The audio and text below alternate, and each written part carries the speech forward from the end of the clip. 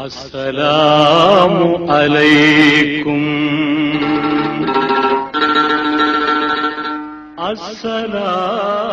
அஸ்ஸலாமு அலைக்கும். ஹிஜ்ரத் என்று சொன்னாலே மதீனாவை ஹிஜ்ரத் என்பதுதான் பல பேருக்கு ஞாபகம் வரும். இஸ்லாத்தின் முதல் ஹிஜ்ரத் அபிசீனியாவை நோக்கி, ஹபஷாவை நோக்கி ஒரு கூட்டம் கிளம்பியது. அதிலே ஹஜ்ரத் உஸ்மான் ரலியல்லாஹு தஆலா அன்ஹு அவர்களும் ஒருவர். மக்காவிலே ஓதுவதற்கு தடை, மார்க்க பிரச்சாரம் செய்வதற்கு தடை, நிம்மதியாக ஒருவர் அவர் வீட்டில் இபாதத் செய்வதற்கு கூட தடை என்பதாக பலவிதமான கெடுபிடிகளை மக்காவாசிகள் போடும் பொழுது அல்லாஹ்வை வணங்குவதற்கு ஒரு இடம் கிடைக்க வேண்டும். அதற்கு நீங்கள் அபிசீனியாவிற்கு செல்லுங்கள் என்பதாக ரசூலுல்லாஹி ஸல்லல்லாஹு அலைஹி வஸல்லம் அவரிடத்தில் சொல்ல ஒரு கூட்டம் அபிசீனியாவிற்கு செல்கிறது.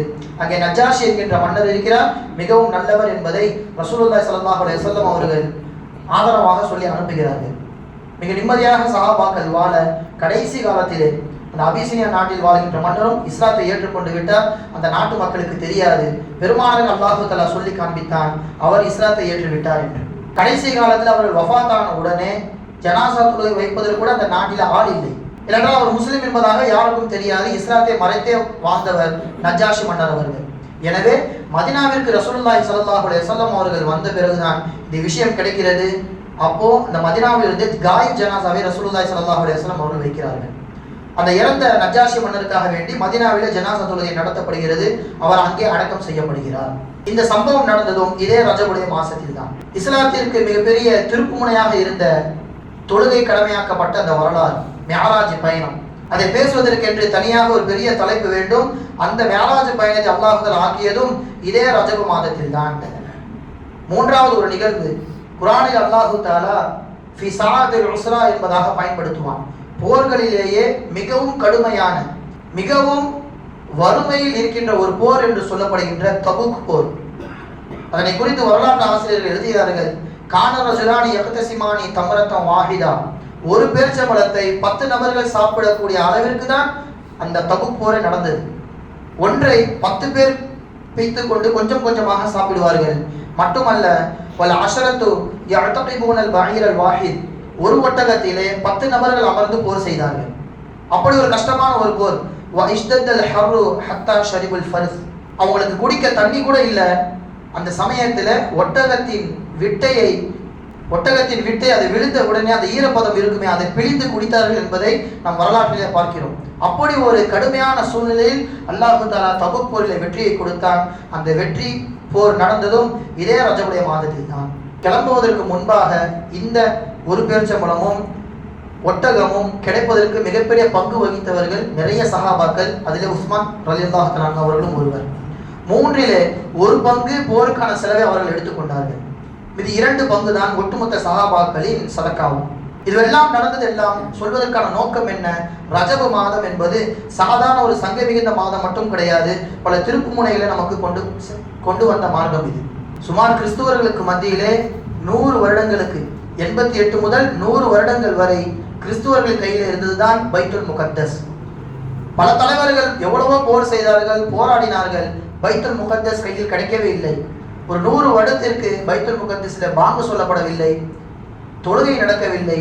அல்லாஹ்வை பற்றி பேசுவதற்கான எந்த ஒரு முகாந்திரமும் அந்த 100 வருடத்தில் இல்லாத பொழுது இதே பைத்துல் முகத்தஸ் இமாம் ஸலாஹுதீன் அய்யூபி ரஹிமஹுல்லாஹ் அவர்கள் மூலமாக தான் மீட்டெடுக்கப்பட்டது. அது நடந்தது மிகச்சரியாக அந்த ரஜபு மாதத்தில் தான், அதுவும் மிஅராஜுடைய இரவு. சுருக்கமாக சொல்வதானால் பெருமானார் ஸல்லல்லாஹு அலைஹி வஸல்லம் அவர்களுக்கு எப்படி மிஅராஜ் இரவிலே தொழுகை கடமையாக்கப்பட்டதோ, இமாம் சுல்தான் ஸலாஹுதீன் அய்யூபி ரஹிமஹுல்லாஹ் அவர்களின் மூலமாக தொழுகையை பைத்துல் முகத்தஸிலே தொழுவதற்கு இந்த மிஅராஜ் இரவை அல்லாஹ் தஆலா தேர்ந்தெடுத்தான் என்பதை நாம் சுருக்கமாக விளங்கிக் கொள்ளலாம். அந்த அளவிற்கு அல்லாஹ் சுப்ஹானஹு வ தஆலா பல நிறைய நிகழ்வுகளை நாம் சிந்தித்து உணர வேண்டும் என்பதற்காக வேண்டி இந்த மிஅராஜ் இரவில் அல்லாஹ் தஆலா ஆக்கியுள்ளான். எனவே கனிமத்தாக இந்த 2 மாதங்களை சரியான முறையில் நாம் பயன்படுத்த வேண்டும். அதுதான் ஆரம்பத்தில் சொல்லியிருந்தோம். காலம் மிகவும் பொன்னானது. பொன்னானதை கூட நாம் சம்பாதித்து விடலாம், தங்கத்தை கூட சம்பாதித்து விடலாம். கடந்த காலங்களை நாம் சம்பாதிக்கவே முடியாது. இருப்பதை கனிமத்தாக நாம் பெற்றுக்கொள்ள வேண்டும். அல்லாஹ் சுப்ஹானஹு வ தஆலா காலத்தை குறித்து இன்னும் சில இடங்களில் கூறுகின்றான், யுகல்லிமுல்லாஹு லைல வன் நஹார் இன்ன ஃபீ ذلك லஇப்ரா லிஉலில் அப்ஸார். அல்லாஹ் தஆலா இரவையும் பகலையும் அல்லாஹ் தஆலா மாற்றி மாற்றி சொல்லிக் கொண்டிருக்கிறானே. மாற்றி மாற்றி அதை புரட்டி கொண்டிருக்கின்றானே, அதிலே மிகப்பெரிய ஒரு அத்தாட்சி மனித சமூகத்தில் இருக்கிறது என்பதை அல்லாஹ் தஆலா சொல்கின்றான். ஏதோ காலையில் விடிந்தது, சம்பாதிக்கின்றோம், மீண்டும் இரவிலே படுத்து தூங்குகிறோம் என்பதாக நாம் கடந்து செல்லாமல் இன்றைக்கு என்னுடைய நாள் எப்படி கழிந்தது என்பதை நாம் சிந்தித்து உணர வேண்டும். இமாம் ஹசன் பஸரி ரஹிமஹுல்லாஹ் அவர்கள் சொல்லி காண்பிப்பார்கள், இன்னமா அன்த ஐயாம், ஆதமின் மகன்களே, நாம் நீங்கள் எல்லாம் நாட்களின் ஒரு தொகுப்பு. அந்த நாள் ஒன்று சென்று விட்டது என்றால் உங்களிலிருந்து ஒரு பகுதி சென்று விட்டது என்பதாக பொருள். நாம் காலாண்டிலே தேதியை கிழிக்க கிழிக்க பேப்பர் மட்டும் அந்த இடத்துல வீணாகவில்லை. ஒரு நாள் கடக்கின்ற பொழுது என்னிருந்து ஒரு பகுதி என்னை விட்டு சென்று விட்டது என்பதை உணர வேண்டும் என்பதை இமாம் ஹசன் பஸரி ரஹிமஹுல்லாஹ் அவர்கள் தன்னுடைய மாணவருக்கு சொல்லி காண்பிப்பார்கள். அந்த அடிப்படையிலே இன்னும் சில தினங்களை வரக்கூடிய புத்தாண்டை குறித்து நாம் சிந்தித்து உணர்வது அவசியம். புத்தாண்டு, இஸ்லாமிய மாதத்தில் புத்தாண்டு என்பது இருக்கிறது. அது முஹர்ரம் மாதத்துடைய முதல் நாள். அதற்கு பின்னாலே மிகப்பெரிய ஒரு சாதனை வரலாறு இருக்கிறது, பல பேருடைய தியாகம் இருக்கிறது. ஆனால் ஆங்கில புத்தாண்டிற்கு பின்னால் இருப்பது என்ன? எதுவும் கிடையாது. டிசம்பர் முடிந்து ஜனவரி போகின்ற பொழுது அந்த நாளை கொண்டாட வேண்டும் என்கின்ற அடிப்படையில் பாவத்திலிருந்து துவங்குகிறார்கள் ஆங்கில புத்தாண்டை. அன்று மட்டுமே மது மிக விமர்சையாக அது விற்பனை செய்யப்படுகிறது. பலவிதமான பாவங்கள் அங்கே கட்டவிழ்த்து விடப்படுகிறது. அல்லாஹு தஆலா இதைத்தான் சொல்கின்றான், பாவத்தில் நீங்கள் ஈடுபடாதீர்கள், பிறருடைய அடிச்சுவட்டை நீங்கள் பின்பற்றாதீர்கள், அது முழுக்க முழுக்க ஷைத்தானுடைய தூண்டுதலால் தான் இருக்கும் என்பதை அல்லாஹு தஆலா சொல்லி காண்பிக்கிறான்.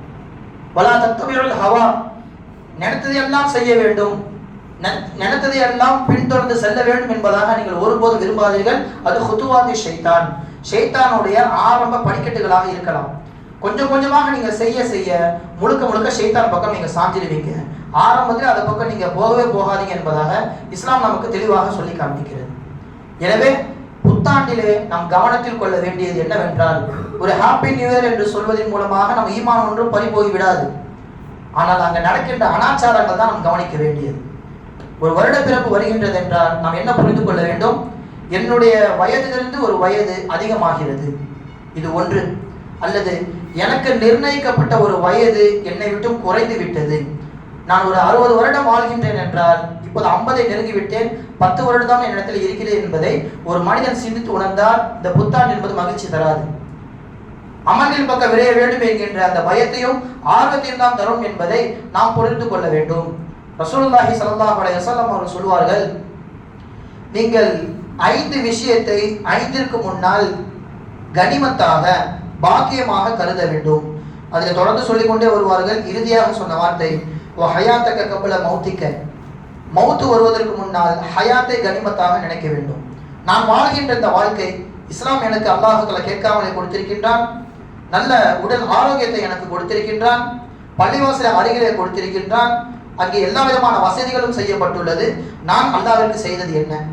என் வாழ்க்கையில அதிகமான நேரங்களை அல்லாஹ்விற்கு ஒதுக்கியுள்ளேனா அல்லது நான் என்னுடைய வாழ்க்கையை உலகத்திற்காக வேண்டி செலவிட்டுள்ளேனா என்பதை நாம் சிந்தித்து உணர வேண்டும் என்பதை ரசூலுல்லாஹி ஸல்லல்லாஹு அலைஹி வஸல்லம் அவர்கள் சொல்லி காண்பிக்கிறார்கள். இது முதலாவது. வயதின் மீது நமக்கு கவலை வர வேண்டும். அடுத்த ஒரு சிந்தனை, இந்த ஒரு வருடத்திலே நான் செய்த சாதனைகள் என்ன, என்னின் மூலமாக யார் யாரெல்லாம் பயன் பெற்றார்கள், நான் சாதித்தது என்ன, இனி அடுத்த வருடத்திலே சாதிக்க போக வேண்டியது என்ன என்பதை, இன்னும் எவ்வளவு தூரம் எல்லாம் நாம் என்னை கொண்டு செல்லலாம் என்பதை ஒரு மனிதன் சுய பரிசோதனை செய்ய வேண்டும் என்பதை இந்த வருட பிறப்பின் மூலமாக நாம் நம்மை தயார் செய்து கொள்ளலாம். ஹதீஸ்ல ஒரு விஷயம் வரும், ஒரு நல்ல காரியத்தை செய்ய ஆரம்பிக்க வேண்டுமானால் அதற்கு ஒரு நாள் என்பது தேவை கிடையாது, உடனே செய்து விட வேண்டும். இந்த நாள் வரட்டும், இதிலிருந்து என்னை நான் மாற்றிக்கொள்வேன் என்பதாக யாரும் அப்படி ஒரு நாளை நிர்ணயிக்க கூடாது. இதற்கு நேரடியான ஒரு விஷயம் ஹதீஸ்ல வரவில்லை, ஆனாலும் ரசூலுல்லாஹி ஸல்லல்லாஹு அலைஹி வஸல்லம் அவர்கள் ஒரு ஹதீஸ்ல சொல்கிறார்கள், அதை வைத்து நீங்கள் விளங்கிக் கொள்ளலாம். மன் ஹராதல் ஹஜ்ஜ ஃபல்யதஅஜ்ஜல், ஹஜ் செய்ய வேண்டும் என்று ஒரு ஆசை வந்துவிட்டாலே உடனே செய்து விடட்டும், காலதாமதம் செய்ய வேண்டாம், உடனே அதன் பக்கம் அவர் விரைந்து விடட்டும். ஃபைன்னஹு கத் யம்ருதுல் மரீத், ஒருவேளை அவருக்கு உடம்பு சரியில்லாமையும் போகலாம். காலதாமதம் செய்வதன் காரணமாக உடம்பு சரியில்லாமல் போய்விட்டால் ஹஜ் தாமதமாகிவிடும், ஹஜ் இல்லாமல் போய்விடும். ராஹிலா, அல்லது வாகனம் ஏதேனும் பழுதடைந்து விடும், உடனுக்குடனே அதை நீங்கள் நினைத்தால் முடித்து விடுங்கள். ஹஜா, அல்லது ஏதேனும் மிகப்பெரிய ஒரு தேவை வந்துவிடும், ஹஜ் என்பது இந்த இடத்திலே செய்ய முடியாமல் போய்விடும். நல்ல காரியங்கள் ஆசை வந்துவிட்டாலே அதை செய்து விடுங்கள். குறிப்பிட்ட ஒரு நாளை நீங்கள் நிர்ணயிக்காதீர்கள் என்பதை இந்த ஹதீஸின் மூலமாக நாம் தெரிந்து கொள்ளலாம். எனவே கண்ணியத்திற்குரியவர்களே, அமல்கள் எப்போதும் செய்ய வேண்டும். குறைஞ்சபட்சம் இது போன்ற வருடப்பிறப்பு வருகின்ற பொழுது அனாச்சாரங்களில் ஈடுபடாமல் நம் வயதின் மீது உள்ள பயத்தின் காரணமாக நாம் அமலின் பக்கம் விளைய வேண்டும் என்பதை இந்த ஹதீஸ் நமக்கு தெளிவாக சொல்லி காண்பிக்கிறது. மூன்றாவது ஒரு செய்தி, அல்லாஹு தாலா நமக்கு ஒரு பண்டிகையை கடமை ஆக்குகிறான் என்றால், இஸ்லாமிய பண்டிகையும் மற்ற மதங்களின் பண்டிகையும் நீங்கள் ஒப்பிட்டு பாருங்கள். இஸ்லாமிய பண்டிகையில் ஒருபோதும் தேவையற்ற விஷயங்கள் அங்கே இருக்காது. அந்த பண்டிகையின் மூலமாக நாமும் சந்தோஷமாக இருப்போம், பிறரையும் சந்தோஷமாக வைத்து விடுவோம். உதாரணத்திற்கு 2 ஈதுப்பு தொழுகையை நீங்கள் எடுத்துக்கொள்ளுங்கள். நல்ல ஆடையை உடுத்துவோம், நல்ல உணவை உண்ணுவோம், அது நமக்கான சந்தோஷம். அதே நாளிலே மிஸ்கீன்களுக்கு சதக்கா செய்வோம். ஈதுல் அல்ஹாவாக இருந்தால் ஏழைகளுக்கு நாம் கரியை விநியோகம் செய்வோம், பிறரையும் சந்தோஷமாக வைப்போம். இது போன்ற ஒரு நடைமுறை வேறு எந்த ஒரு மதத்தின் பண்டிகைகளிலும் இருக்காது. முழுக்க முழுக்க அனாச்சாரங்களாக மட்டும்தான் இருக்கும். இதிலிருந்தே நமக்கு தெளிவாக தெரிந்துவிடும், இஸ்லாம் ஒரு விஷயத்தை சொல்கின்றது என்றால் கட்டாயமாக அதிலே நமக்கும் பிரயோஜனம் இருக்கும், பிறருக்கும் பிரயோஜனம் இருக்கும். இதே ஒருவர் விளங்கி கொண்டால் யாரும் அனாச்சாரங்களில் ஈடுபட மாட்டார்கள். இந்த புத்தாண்டு பண்டிகை அப்படி கிடையாது. முழுக்க பிறருக்கு பயத்தை ஏற்படுத்தும், மது விற்பனைகள் அதிகமாகும், அனாச்சாரங்கள் பெருகும். இரவு நேரங்களிலே விடுதிகளில் பலவிதமான அனாச்சாரங்களை நாம் பார்க்க முடிகிறது. எனவே கண்ணியத்திற்குரியவர்களே, நாம் நாட்களை மிக கனிமத்தாக எண்ண வேண்டும் என்கின்ற நோக்கத்தில் தான் ரஜபு மாதத்தை குறித்தும் வர இருக்கின்ற புத்தாண்டை குறித்து நாம் சொல்லியிருந்தோம். அல்லாஹ் சுப்ஹானஹு தஆலா விளங்கக்கூடிய தௌஃபீக்கை நம் அனைவருக்கும் வழங்குவானாக. வரக்கூடிய நாட்களிலே நாம் நம்முடைய அமல்களை சீராக ஆக்குவதற்கும் அல்லாஹ் சுப்ஹானஹு தஆலா அருள் புரிவானாக. வ ஆகிரு தஅவானா அல்ஹம்துலில்லாஹி ரப்பில் ஆலமீன். அஸ்ஸலாமு அலைக்கும் வரஹ்மத்துல்லாஹி வபரகாத்துஹு.